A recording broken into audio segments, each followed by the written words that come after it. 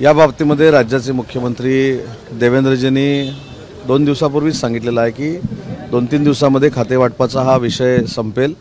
प्रत्येक मंत्र्यांवर खात्यांची जबाबदारी येईल आणि त्याच्यानंतर मंत्री महोदय देखील महाराष्ट्राच्या दृष्टीनं योग्य ती त्यांच्या डिपार्टमेंट संदर्भातली कारवाई सुरू करतील अशा पद्धतीनं स्वतः देवेंद्रजींनी सांगितलेलं आणि त्याच्यामुळे खाते वाटपामध्ये कुठेही तिढा नाही, खाते वाटपामध्ये कुठेही समन्वय नाही अशातली भावना नाही। तिघही नेते एकत्र बसून हा 2 दिवसामध्ये निर्णय घेतील।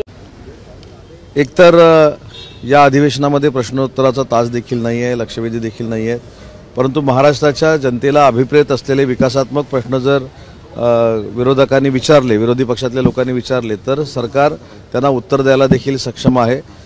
मंत्रिमंडळाचं खातेवाटप जरी झालेलं नसलं तरी देखील मुख्यमंत्री आणि दोन्ही उपमुख्यमंत्री हे सक्षम आहेत। त्याच्यामुळे लवकरात लवकर खातेवाटप होईल आणि सगळे मंत्री अतिशय चांगल्या पद्धतीनं महाराष्ट्राच्या जनतेची सेवा करतील याची पूर्ण खात्री माझ्यासारख्याच्या मनात आहे।